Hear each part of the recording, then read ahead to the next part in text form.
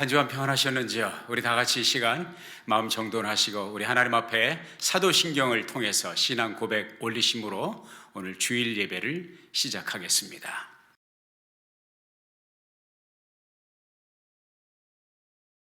전능하사 천지를 만드신 하나님 아버지를 내가 믿사오며 그 외아들 우리 주 예수 그리스도를 믿사오니 이는 성령으로 잉태하사 동정녀 마리아에게 나시고 본디오 빌라도에게 고난을 받으사 십자가에 못 박혀 죽으시고 장사한 지 사흘 만에 죽은 자 가운데서 다시 살아나시며 하늘에 오르사 전능하신 하나님 우편에 앉아 계시다가 저로서 산 자와 죽은 자를 심판하러 오시리라. 성령을 믿사오며 거룩한 공회와 성도가 서로 교통하는 것과 죄를 사하여 주시는 것과 몸이 다시 사는 것과 영원히 사는 것을 믿사옵나이다. 아멘.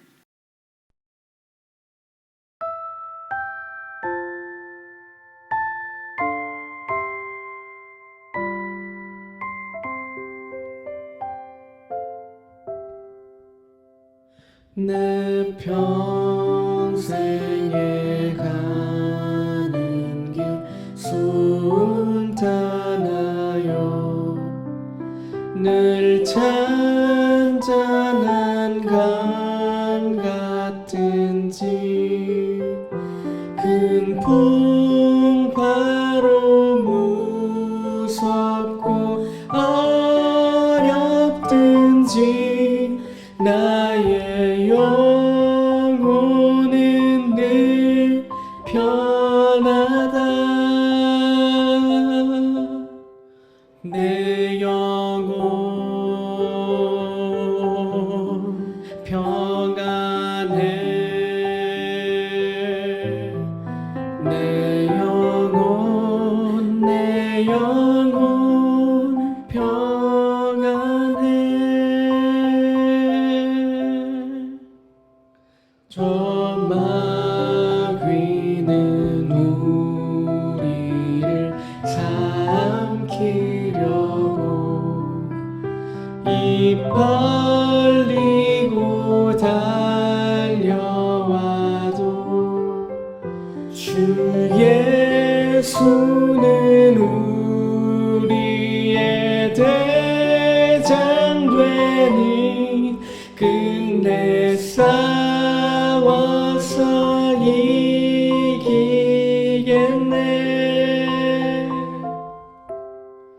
내 영혼 평안해. 내 영혼 평안해.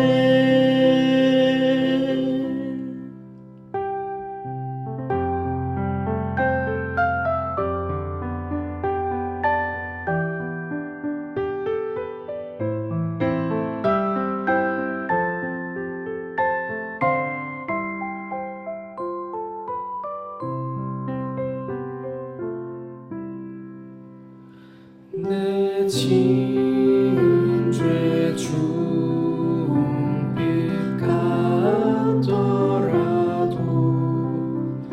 주 예수께 달아뢰며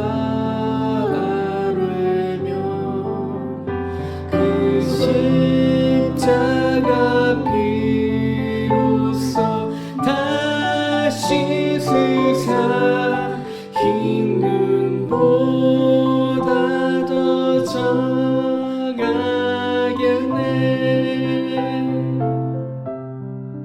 내 영혼 평안해. 내 영혼 평안해. 내 영혼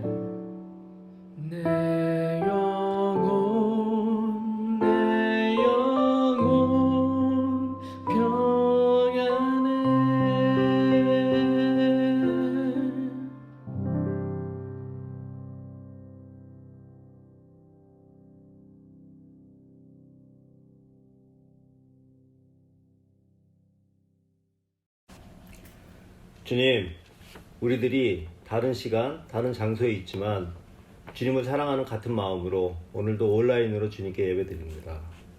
주님, 시작이 있으면 항상 끝이 있듯이 온라인 예배의 마지막 그리고 대면 예배의 새로운 시작을 바라며 기도드립니다. 주님, 연단과 환난 뒤에 소망이 있음을 우리들은 잘 알고 있습니다.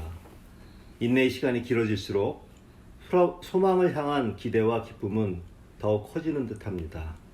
주님, 우리들의 소망은 단 하나, 우리 아름다운 교회 전 교인이 함께 모여 주님께 큰 소리로 찬양과 경배 드리고 정성을 다해 주님께 예배 드리는 시간, 그리고 서로 보듬어주고 아껴주는 친교의 시간을 함께하는 것입니다. 주님, 멀지 않은 어느 때 우리들의 소망이 이루어질 것을 바라고 믿으며 주님께서 코로나 이전의 상황으로 우리들을 인도하실 것이라 확신합니다. 주님, 이 시간 예배를 위하여 헌신하시는 분들을 기억하여 주시고 오늘 이 시간 목사님의 말씀을 통하여 모든 성도들이 은혜 받고 새 힘을 얻는 귀한 시간이 되게 하여 주시옵소서. 주님, 지금 이 시간은 온전히 주님만을 위한 시간입니다. 이 시간을 온전히 주님께 의지하며 예수 그리스도의 이름으로 기도하옵나이다. 아멘. 이제 우리 함께 은혜 받을 하나님의 말씀을 읽는 시간 갖겠습니다. 두 곳을 찾아서 읽겠습니다. 먼저 히브리서 11장 1절부터 3절까지의 말씀이 되겠습니다. 믿음은 바라는 것들의 실상이요 보지 못하는 것들의 증거니 선진들이 이로써 증거를 얻었느니라. 믿음으로 모든 세계가 하나님의 말씀으로 이루어진 줄을 우리가 아나니 보이는 것은 나타난 것으로 말미암아 된 것이 아니니라. 한 곳을 더 봅니다. 빌립보서 1장 12절부터 14절까지의 말씀이 되겠습니다. 형제들아, 나의 당한 일이 도리어 복음의 진보가 된 줄을 너희가 알기를 원하노라. 이러므로 나의 매임이 그리스도 안에서 온 시위대 안과 기타 모든 사람에게 나타났으니 형제 중 다수가 나의 매임을 인하여 주 안에서 신뢰함으로 겁없이 하나님의 말씀을 더욱 담대히 말하게 되었느니라. 아멘. 우리 시간 잠시 기도하고 말씀 나누겠습니다.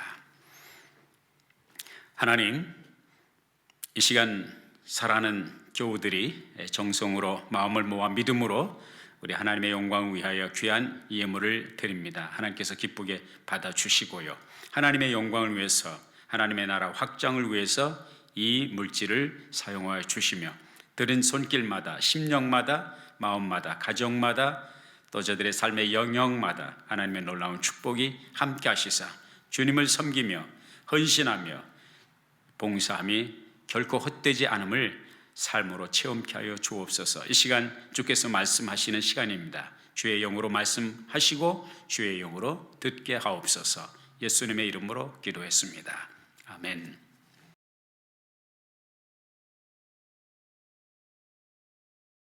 한 교도소에 수감자가 들어왔습니다. 수감 생활 첫날을 보내는데 저녁 나절에 잠들기 전에 어느 방에서 누군가 큰 소리로 이렇게 외칩니다. 57번! 하고 소리를 외치니까 그 건물 안에 있는 모든 방에 있는 수감자들이 정말 건물이 흔들릴 정도로 박장대소하며 웃음보가 터졌습니다. 잠시 시간이 지난 후에 또 다른 사람이 또 다른 방에서 소리를 외칩니다. 17번! 하고 외치니까 또 약속이나 한 듯이 그 빌딩 안에 있는 모든 수감자들이 각 방에서 천정에 떠나가라고 박장대소를 합니다. 또 한 번 다른 곳에서 다른 사람이 외칩니다. 62번! 하고 외치니까 다시 또 건물 안에 있는 모든 수감자들이 약속이라도 한 듯이 함성처럼 박장대소를 합니다. 아무리 생각을 해봐도 이러한 상황을 이해할 수 없었던 이 첫날 새로 들어온 이 신참 수감자가 말합니다. 이 도대체 같은 방에 있는 룸메이트에게 말합니다. 그 룸메이트는 들어온 지 오래된 사람이죠. 이게 도대체 무슨 일입니까? 그때 선배가 그렇게 말합니다. 우리가 이 감옥소에 너무너무 오래 있다 보니까 우리 서로 나누는 조크, 농담이 그 소리가 그 소리고, 우리가 하도 오랫동안 같은 농담을 계속 하다 보니까 그 농담 레파토리를 다 알고 다 외워요. 그래서 처음부터 이제 그 조크를 할 때 처음부터 다시 이야기를 시작하는 것이 아니라 그 모든 조크를 정돈을 해서 번호를 매겼습니다.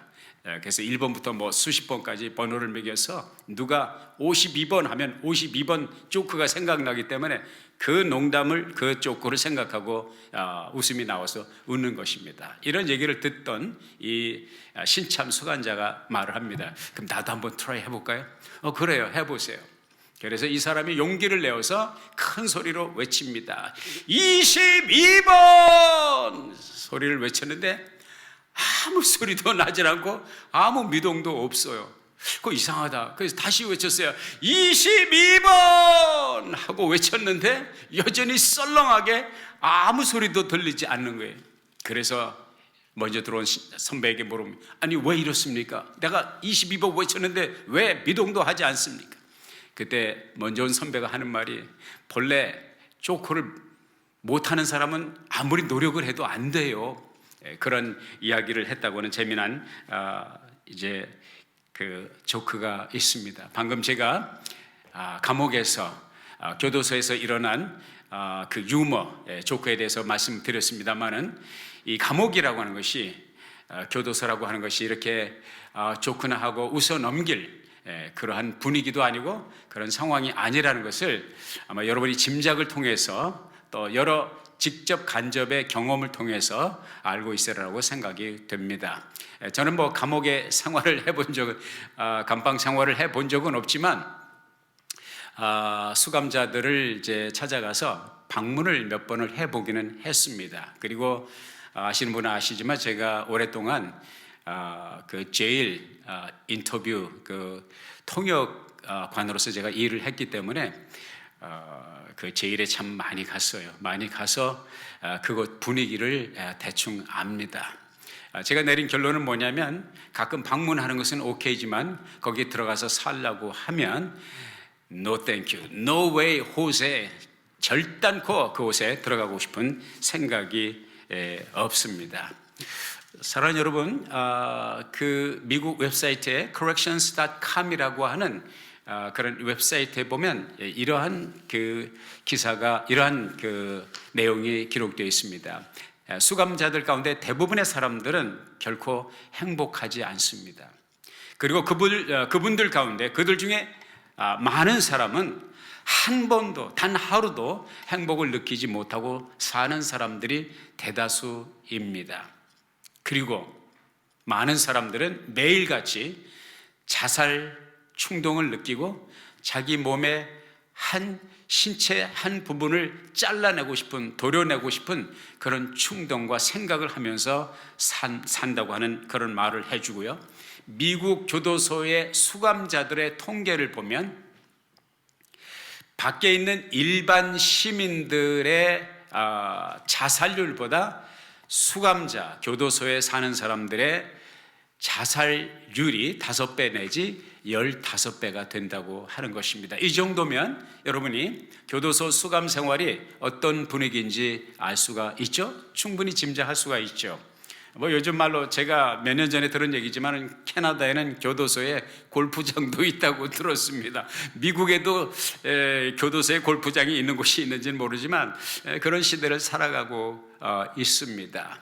그러나 아무리 골프장이 있고 아무리 시설이 좋고 아무리 자유가 보장된 곳이라 할지라도 역시 수감자들이 보통 사람들보다 자살률이 5배 내지 15배가 많다고 하는 것은 21세기에 그런 좋은 시설의 감옥, 교도소라 할지라도 그 교도소 생활이 얼마나 어려운지를 우리가 짐작할 수가 있습니다. 21세기의 교도소가 그렇다면 지금으로부터 2000년 전에 그 강력한 세계를 제패했던 무시무시한 마카라, 그 검을 들고 세계를 제패했던 참 로마 제국이 집정하던 시기에 그 로마의 감옥은 얼마나 살벌하고 얼마나 무서웠겠습니까? 오늘 저희들이 함께 읽은 말씀 가운데 빌립보서 1장의 말씀은, 이 빌립보서의 말씀은 어디에서 기록이 되었느냐? 교도소, 감옥에서 기록이 되었습니다.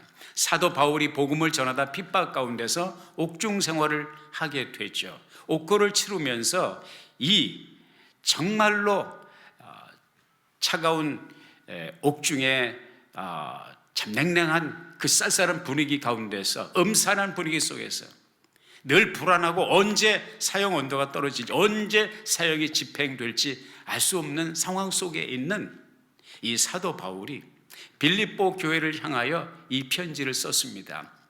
그래서 이 빌립보서를 무엇이라고 또 칭하냐면 옥중서신, Prison Epistle이라고 합니다. 옥중서신은 4개의 옥중서신이 있어요. 에베소서, 빌립보서, 골로새서, 빌레몬서. 그 4권의 옥중서신 가운데 하나가 바로 오늘 함께 읽은 빌립보서입니다. 그런데 신기하고 놀라운 것은 이 옥중서신 가운데, 이 옥중에서 옥고를 치르면서 이 편지를 빌립보 교회 성도들에게 쓰고 있는데요, 4장밖에 되지 않습니다. 1장, 2장, 3장, 4장. 그리고 절수를 전부 계산해 보니까 104절이에요. 104절에 4장밖에 안 되는 이 짧은 서신에서 사도 바울은 기쁨, 기뻐하라, joy, rejoice 이런 단어를 16번이나 반복해서 사용하고 있는 것을 보게 됩니다. 도대체 사도 바울은 아무도 가기를 원치 않는, 아무도 그곳에서 생활하기를 원치 않는 이 무시무시한 옥중 생활을 하면서 무엇이 그렇게 좋고 무엇이 그렇게 행복해서 기뻐하고 기뻐하라 이런 말씀을 계속해서 반복하고 있는 것인가? 그가 너무 옥고가 심하다 보니까 정신분열증에 걸렸나? 이성을 잃었나? 정신이 나갔나? 아니라면 어떻게 사도 바울은 이 힘들고 어려운 상황 속에서 기쁨이라고 하는 단어를 16번이나 매 페이지마다 기록하고 있는가? 그 비결이 무엇인가를 우리가 묻지 아니할 수가 없습니다. 단답형으로 여러분들에게 답을 드린다면, 여러분 생각에, 자유로운 생각 속에서 여러 가지 이유를 말할 수가 있겠지만 제가 발견하는 것은 그것입니다. 관점의 차이라는 것입니다. 보는 시각, 보는 눈의 차이라는 것입니다. 영어로 그것을 perspective라고 그래요. perspective 혹은 viewpoint. 어떤 각도에서 보느냐, 어떤 관점에서 보느냐에 따라서 똑같은 사건, 똑같은 상황 속에서 전혀 다른 방향으로 흘러갈 수 있다는 것이죠. 우리가 세상을 살아가면서, 매일매일의 삶을 살아가면서 우리는 많은 사건에 부딪힙니다. 많은 사건을 경험하고 많은 상황을 접하게 됩니다. 그러나 제가 발견한 것은, 하나님께서 제가 깨닫게 해주신 것은, 우리가 경험하는 사건, 우리가 부딪히는 상황이 우리의 삶을 만들어내는 것이 아니라 우리가 경험하는 사건과 우리가 접하는 상황을 어떤 시각에서 보느냐, 어떤 관점에서 보느냐, what perspective, what kind of perspective you have, 어떠한 시각에서, 각도에서 보느냐에 따라서 저와 여러분의 삶의 방향이 꼴지어지고 삶의 운명이 달라진다고 하는 것입니다. 똑같은 상황, 똑같은 사건 속에서 전혀 반대급부의 미래와 전혀 반대급부의 운명이 만들어진다는 사실을 저는, 그리고 여러분은 삶을 통해서 또 관찰을 통해서 발견하게 되는 것이죠. 2 형제가 있었습니다. 혹독한, 불행하게도 참으로 아버지답지 않은 아버지, 모범적이지 못한 아버지 스라에서 어린 시절을 보냈습니다. 이 아버지는 알코올 중독자였어요. 그리고 자녀들을 학대했습니다. 자기 와이프, 그러니까 이 형제들에게 있어서는 어머니를 학대했습니다. 늘 고통 속에서 온 집안 식구들이 힘들고 어렵게 지냈습니다. 그런데 놀라운 것은 이 2 형제가 자라서 성장을 했는데 전혀 반대 상황이 됩니다. 한 형제는 아주 잘 풀립니다. 성공적인 삶을 구가하고 훌륭한 인격자가 되고 많은 사람들에게 칭송을 받고 존경을 받는 영향력 있는 사람이 됩니다. 그런가 하면 다른 형제는 감옥 속에 있습니다. 누군가가 이것을 발견하고 기자겠죠. 그 2 사람을 각각 찾아가서 인터뷰를 합니다. 어떻게 당신은 알코올 중독자 그리고 학대하는 아버지 밑에서 자란 것으로 알고 있는데 이와 같이 성공하고 훌륭한 사람이 되었습니까? 그때 이 사람이 말합니다. 제게 무엇을 기대하십니까? 그 정도 우리 아버지께로부터 받은 학대와 고통 그 정도면 됐지 제가 또 그런 사람 그런 아버지가 돼야 되겠습니까? 나는 아버지처럼 살 수 없었습니다. 이렇게 대답을 합니다. 또 다른 이제 형제에게 찾아서 감옥에 가서 인터뷰를 합니다. 어렵고 힘든 아버지 슬하에서 자랐다고 들었습니다. 어떻게 이런 상황까지 되었습니까? 기자 양반, 저에게 무엇을 기대합니까? 그 아버지 밑에서 그렇게 학대를 받고 그런 모습을 보면서 살았는데 저에게 무엇을 기대합니까? 똑같은 삶을 살아갈 수밖에 없지 않습니까? 그렇습니다, 여러분.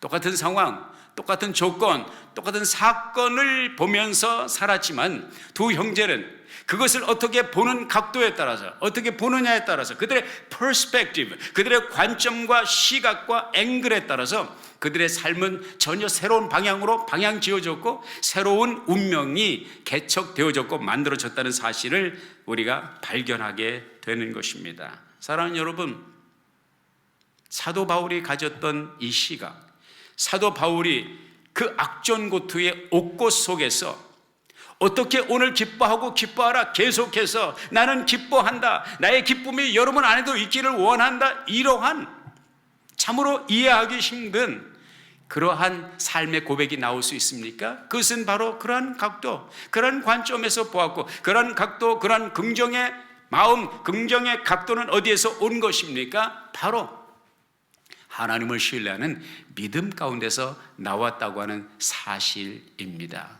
사랑하는 여러분, 믿음이란 무엇입니까? 믿음이란 보지 못하는 것을 보는 것처럼 행동하는 것입니다. 보지 못하는 것, 아니 보이지 않는 것을 보는 것 같이 생각하는 것입니다. 그리고 그 관점에서 삶의 코스를 운영하는 것, 그것이 바로 믿음이 아니겠습니까? 그것이 바로 신앙생활이 아니겠습니까? 지난 1년 동안 하나님께서는 온 인류에게 엄청난 시청각 교육을 시키셨습니다. 그 시청각 교육을 통해서 우리는 많은 것을 배우고 지혜를 얻고 깨닫게 되었습니다. 그 가운데 하나가 무엇입니까? 하나님께서 동원한 그 훈련, 그 교육은 무엇입니까? 보이지 않는 세계가, 보이지 않는 것이 보이는 세계를 무너뜨릴 수 있다는 것, 보이지 않는 세력이 보이는 세력의 모든 것을 막을 수 있다는 것을 보여주었습니다. 우리 육안으로 보이지 않는, 아무리 눈을 씻고 보아도 보이지 않는 전자현미경으로나 들여다봐야 볼 수 있는 이 작은 바이러스, 우리 눈에 안 보이는 거죠. 이 바이러스가 어떻게 보이는 세계를 락다운시키고 셧다운시키고 단절시키고 무너뜨릴 수 있는지, 얼마나 많은 비즈니스가 문을 닫았습니까? 얼마나 많은 산업이 문을 닫았습니까? 얼마나 많은 경제활동이 셧다운이 됐습니까? 무너졌습니까? 체계가 어마어마한 변화의 물결이 거대한 바다 물결처럼 전 세계를 덮쳤다는 사실을 우리가 발견하게 됩니다. 그 가운데 하나가 뭐냐? 보이지 않는 것이 보이는 세계를 좌우할 수 있다는 것입니다. 어떤 사람들은 나는 보이지 않는 것은 믿지 않아, 내 손으로 잡지 않는 것은, 잡히지 않는 것은 내가 추구하지 않아, 내 귀에 들리지 않는 것은 나는 믿을 수 없다라고 말하는 사람들에게 제가 던져드리고 싶은 말은 이것입니다. 바이러스가 눈에 보이지 않지만 왜 그것을 두려워합니까? 눈에 보이지 않는다고 존재하지 않는 것이 아니라 눈에 보이지 않지만 여전히 존재한다는 사실을 우리는 삶의 경험을 통해서 분명하고 확실하게 지난 1년간 코비드19 상황 속에서 우리는 깨닫고 배우고 알게 되었습니다. 오늘 말씀에 보니까 히브리서 11장에 믿음은 바라는 것들의 실상이요 보지 못하는 것들의 증거니라, 그런 말씀이 기록되어 있습니다. 선진들이 이로써 증거를 얻었느니라. 3절 말씀에 보면 뭐라고? 보이는 것은 나타난 것으로 말미암아 되어진 것이 아니라 말씀하고 있어요. 그러니까 우리가 알고 있는, 우리가 오감으로 보고 느끼고 냄새 맡고 그리고 듣고 만지고 이 모든 것들이요, 본래 이 보이는 세계를 통해서 만들어진 것이 아니라 보이지 않는 세계에서 왔다는 것입니다. 보이지 않는 세계에서 왔다는 것은 그 보이지 않는 세계 궁극적인 시작점은 무엇입니까? 세상 학문에서는 빅뱅이라고 하는 것을 말하지만 말할 수 없는 한 작은 점, 무한대의 중력을 가진 그 뉴클리어스 핵이 어느 한순간에 지금으로부터 약 138억 년 전, 150억 년 전에 빅뱅 대폭발을 함으로 말미암아 이 우주가 형성이 됐다는 것입니다. 저는 아무리 생각을 해봐도 창세기 1장 1절에 태초에 하나님이 천지를 창조하신 줄, 이게 믿기가 쉽지. 그 무에서 대폭발을 통해서 우리가 살고 있는 이 우주가 생성되었다는 것을, 이거는 하나님의 창조를 믿는 것보다 훨씬 더 큰 믿음이 필요한 것이 아닙니까? 그래서 빅뱅은 이론이에요. 거의 종교적인 이론입니다. 하나의 학설에 불과할 뿐입니다. 그래서 이제 믿음의 사람들이 기독교의 창조론도 학생들 교과서에 들어가야 된다. 어차피 이론이라면 그 창조론도 이론 가운데 하나로 취급을 해달라, 그런 얘기죠. 믿음으로 우리는 보이지 않는, 한번 하나님의 창조의 역사를 눈으로 본 적이 없지만 우리가 믿음으로 모든 세계가 하나님의 말씀으로 지어진 줄을 우리가 안다고 말씀하고 있는 것입니다. 그 믿음을 가진 사도 바울은 눈에 보이는 환경, 자기가 오감으로 경험하는 이 삶의 상황이 어렵고 척박하다 할지라도 그 상황 너머에 있는, 그 환경 뒤에 있는, 살아서 세상을 움직이시는, 아니 무에서 유를 창조하신 베레시트 바라 엘로힘, 그 엘로힘 창조주 하나님, 무에서 유를 창조하신 그 하나님, 자기가 옥중 생활을 하는 그 환경 속에 있지만 그 뒤에서 모든 것을 아시고 모든 것을 그분의 섭리를 따라서 운영해 나가시는 그 하나님의 섭리를 알고 믿었기에 사도 바울은 내가 옥중 생활을 하는 것이, 이것이 도리어 복음을 위하여 더 좋은 일이 되었다, 그렇게 고백을 하고 있지 않습니까? 나의 당한 일이 도리어 복음의 진보가 된 줄을 너희가 알기를 원하노라. 나의 매임이 그리스도 안에서 온 시위대 안과 기타 모든 사람에게 나타났으니 사람들이 더 담대하게 복음을 전하게 되었다. 그러면서 사도 바울은 기뻐하라고 이야기를 하고 있는 것입니다.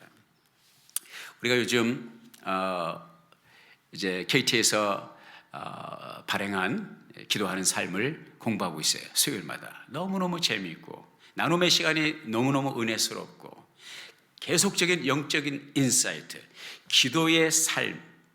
지금까지 우리가 신학에 입문한 이후에 우리는 기도에 달관했고 우리는 기도를 안다고 생각했는데, 이 말씀을 가르치고 그 클래스를 가이드를 하는 저조차도 계속적인 도전을 받습니다. 한나의 기도를 통해서, 사무엘의 기도를 통해서, 엘리야의 기도를 통해서 하나님은 우리들에게 계속 기도란 무엇이며 기도가 우리의 삶에 어떻게 역동적인 변화를 가져다 주는지, 이 모든 기도의 주인공들, 기도의 선열들, 하나님의 기적과 이사를 경험했던 삶의 놀라운 변화, 역동적인 변화를 체험했던 사람들은 이 기도를 통해서 보이지 않는 세계에 있는, 보이는 세계를 주관하시는 보이지 않는 영역 속에 영적인 세계에 계신 하나님을 신뢰하고 그분을 믿고 그분 앞에 나아갈 때 보이는 세상 속에서, 보이는 세상의 삶 속에서 부딪히는 수많은 문제들과 도전과 역경과 시련과 절망과 벼랑에 선 듯한 상황 속에서, 더 이상 전진할 수 없는 상황 속에서 그들이 어떻게 전진했는지, 더 이상 건너갈 수 없는 곳에서 그들이 어떻게 비상했는지, 그리고 그 기도가, 그 믿음의 기도가 보이지 않는 영역 속에 있는 것이 보이는 세상을 움직여 간다는 사실을 저들은 체험했습니다. 이것을 하나님을 경험하는 삶이라고 말합니다. 이것을 우리는 체험신앙이라고 말을 합니다. 우리의 믿음의 선열들이 그렇게 신앙생활을 했습니다. 저희 어머님이 그렇게 신앙생활을 했습니다. 저희 조모님이 그렇게 신앙생활을 했습니다. 우리 믿음의 선배들이 그렇게 신앙생활을 했습니다. 그리고 저도 그러한 신앙생활 속에서 하나님을 경험합니다. 그리고 내 후대가, 내 자녀가 그러한 삶의 경험을 하기를 원합니다. 이것은 말할 수 없는, 세상의 돈과 금과 은으로 그 가치를 계산할 수 없는 엄청난 축복인 것을 경험하고 또 경험하게 된다는 사실을 발견하게 됩니다. 사도 바울은 이러한 믿음, 그런 믿음 속에서 가능했던 패러다임, 퍼스펙티브, 관점, 그러한 시각을 통해서 계속해서 사도 바울은 성도들에게 도전을 주고 있다는 사실을 발견하게 됩니다. 그 옛날 열왕기하 6장에 보면은 엘리사의 얘기가 나와요. 엘리사가 활동을 하고 이스라엘을 활동하고 있을 때 이스라엘을 항상 누가 시시탐탐 정복의 야육을 꿈꾸고 있었냐면 아람 사람들이 참 많이 이스라엘 사람들을 괴롭히는데 엘리사가 등장한 이후로 이게 마음대로 되질 않습니다. 왜? 엘리사는 하나님의 직접적인 계시를 통해서 하나님의 가르쳐 주시는 그 지혜를 통해서 아무리 아람 나라가 기가 막힌 전략을 따고 기가 막힌 전략을 짜도요, 미리 다 파악을 하고 있습니다. 보병을 숨겨두면 미리 그것을 알고 대처를 하니까 아람 나라가 도대체 이스라엘을 삼켜버릴 수가 없어요. 그 사실을 알게 된 아람 나라 왕이 엘리사를 제거하기 위해서 도단성에 있다는 정보를 듣고 도단성에 수많은 군대를 보내지 않습니까? 아람 나라 수많은 군대들이 도단성을 포위하고 에워쌉니다. 하루아침에 그 사원이 나가서 기절초풍을 합니다. 아마 커피 한 잔을 들고 아침마당을 이제 둘러보기 위해서 밖으로 나갔다면 아마 그 커피잔을 땅에 떨어뜨리지 않았을까 생각을 합니다. 빼곡하게 자기가 있는 그곳을, 자기 주인 엘리사가 있는 그곳을 둘러 진치고 있는 공격 직전인 아람 군대를 보았거든요. 기절초풍에 들어와서 주인님 큰일 났습니다.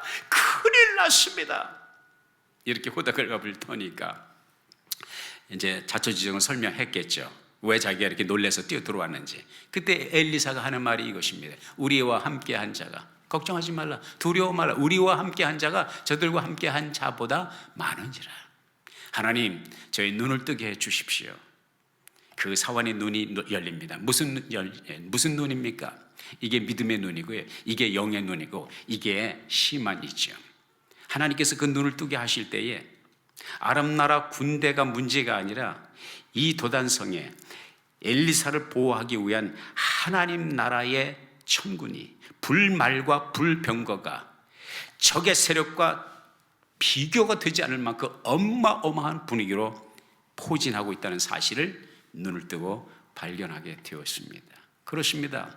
영의 세계, 육안으로 볼 수 없는, 오감으로 느낄 수 없는 세계의 또 하나의 세계, 절대 세계, 영의 세계, 하나님의 세계가 있다는 사실을 사도 바울은 알았고 엘리야도 알았고 그의 사원도 깨닫게 된 것입니다.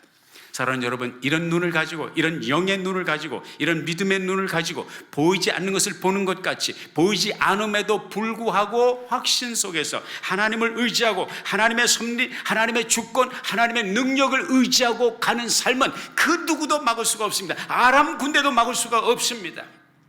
왜? 하나님이 지키시고 보호하시고 인도하시기 때문입니다.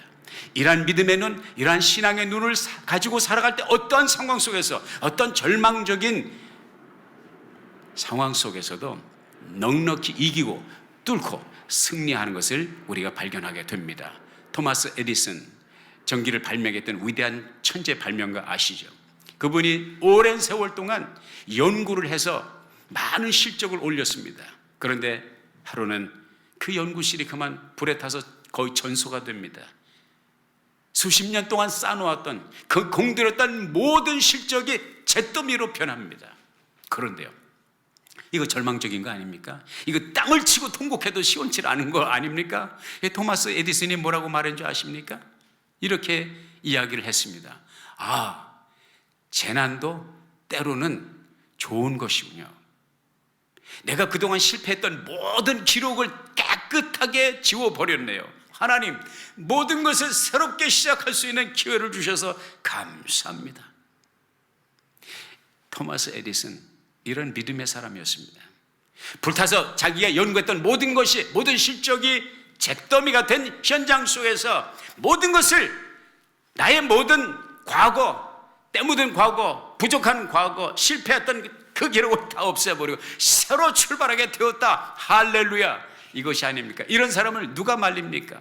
이런 사람을 누가 이겨낼 수가 있습니까? 사도 바울은 옥중에 있으면서도 기뻐하십시오. 기뻐하십시오. 외치고 있는 그런 모습을 보게 됩니다. 사랑하는 여러분, 코비드19 상황 속에서 이제 1주년을 보냈습니다. 1년 넘게 우리는 어려운 세월을 보내오고 있습니다. 사랑하는 여러분, 지칠 대로 지친 21세기를 살아가는 오늘 2021년도를 열어가는 수많은 사람들이 더 이상은 못 견디겠다고 말을 합니다. 물론 이제 백신이 개발되고 많은 사람들이 백신을 접종을 하고 안도의 한숨을 쉽니다. 그 안도의 한숨을 쉬기에는 아직은 시기상조인 것 같지 않습니까? 신종 코로나 바이러스가 나온다고 그러지 않습니까? 그래서 앤토니 파우치 그분은, 그 박사님 여전히 마스크를 써야 된다고 합니다. 신종 코로나 바이러스는 여러분이 맞은 백신 가지고 대처가 되지, 해결이 되지 않는다, 해답이 아니라는 것을 이야기를 해주고 있습니다. 사랑하는 여러분, 저와 여러분은 할 수 있으면 백신도 접종을 하고 마스크도 착용을 하고 손을 깨끗이 씻고 우리가 할 수 있는 최선을 다해야 됩니다. 그러나 이것을 아십시오. 우리의 생사화복을 주관하시는 분은 백신도 아니고 마스크도 아닙니다. 내가 사용하는 세정제도 아니고 손을 닦는 비누도 아닙니다. 저와 여러분의 삶의 운명과 삶과 죽음과 안녕과 평안을 보장하시는 분은 오직 주님 한 분밖에 없다는 사실을 기억하십시오. 사도 바울은 이것을 알았기에 그 어려운 상황 속에서도, 코비드19 상황보다도 훨씬 더 어려운 그 옥중 생활 속에서도요, 사도 바울은 이렇게 말하고 있습니다. 빌립보서 1장 18절에 내가 기뻐하고 또한 기뻐하리라. 2장 18절에 이와 같이 너희도 기뻐하고 나와 함께 기뻐하라. 3장 1절에 종말로 나의 형제들아 주 안에서 기뻐하라. 4장 4절에 주 안에서 항상 기뻐하라. 내가 다시 말하노니 기뻐하라. 대한민국 영화계의 큰 별이라고 할 수 있는 분이 있습니다. 60년대 70년대 그분이 전성기를 구가할 때 1년에 영화를 30편씩 촬영을 했어요. 만들어냈어요. 늘 주인공으로 등장을 했습니다. 저는 어린 시절을 추억을 해보면 그분이 나오는 영화는 수단과 방법을 가리지 않고 모든 영화를 다 보고 싶었을 만큼 저희 어린 시절의 영웅이기도 했습니다. 그는 많은 돈을 벌었습니다. 많은 재산을 모았습니다. 그의 나이 91세가 되었을 때에 이러한 고백을 합니다. 자기가 가진 모든 재산, 그 당시 한 600억 정도, 한국 돈으로 600억 정도 되는데 사회에 환원을 하면서 이렇게 고백을 합니다. 내가 가진 모든 것으로 남을 도울 수 있으면, 그리고 내가 가진 모든 수단과 방법과 능력을 동원해서 다른 사람들을 위해서 쓸 수 있다면, 그리고 내 삶을 아름답게 마무리할 수 있다면 그보다 더 좋은 일이 어디 있겠습니까? 내 마지막 소원은 내가 이 세상을 하직해서 내가 무덤 속에 들어간다면 내 한 가지 소원은 내 관 속에다 손때 묻은 50년 손때가 묻은 성경책을 함께 넣어 주십시오. 그리고 나를 묻어 주십시오. 이런 고백을 했습니다. 그분이 누구냐면 신영균 씨예요. 신영균 장로님. 그리고 그를 찾아온 기자에게 이렇게 고백을 합니다. 자기가 50년 동안 사용했던 성경을 펴고 고린도전서 15장 10절을 펴고 이렇게 큰 소리로 읽습니다.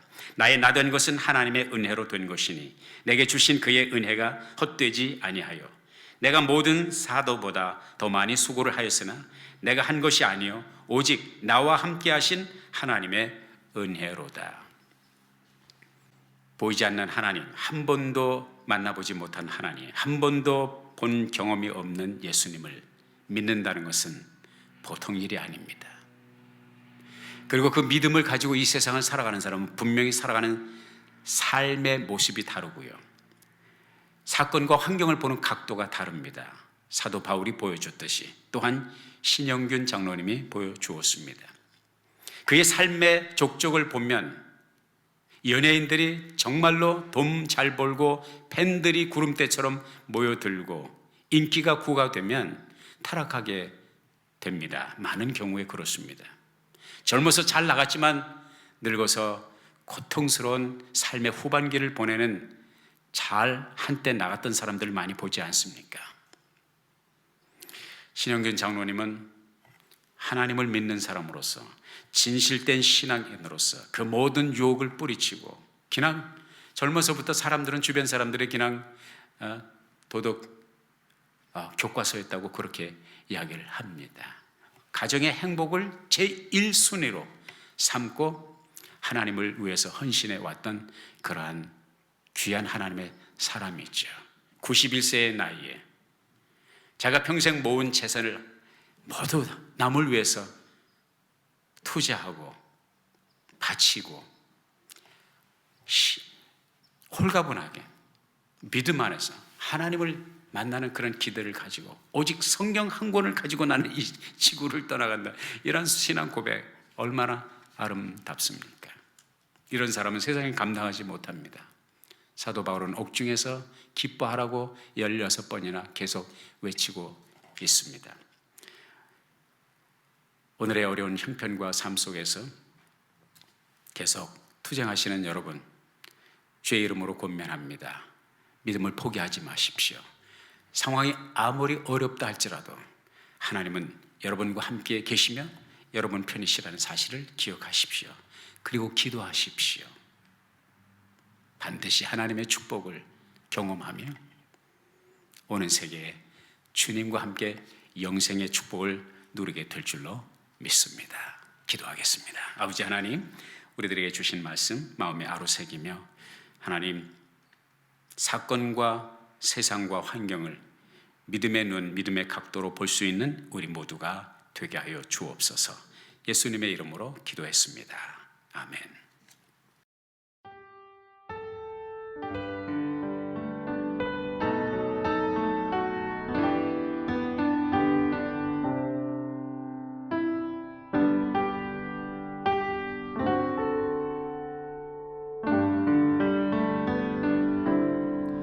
저 장미꽃 위에 있은 아직 맺혀 있는 그때에 귀에 은은히 소리 들리니 주 음성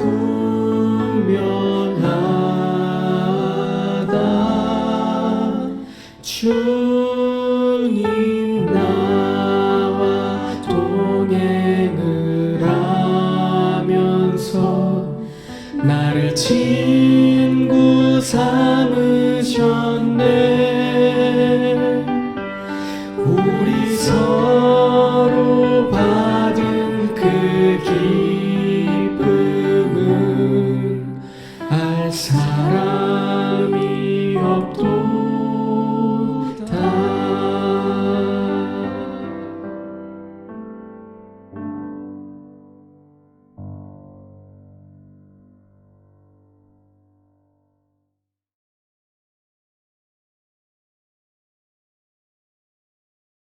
지금은 우리 주 예수 그리스도의 크신 은혜와 아버지 하나님의 극진하신 사랑하심과 보혜사 성령님의 감동, 감화, 내조하시고 교통하시는 역사가 오늘 주 앞에 신령과 진정으로 예배하고 이 자리를 일어서는 사랑하는 주의 자녀들과 저들의 가정과 우리가 살고 있는 미국 땅, 조국 땅, 북녘 땅, 세계 선교 지역 위에 이제로부터 영원토록 함께 있을지어다. 아멘.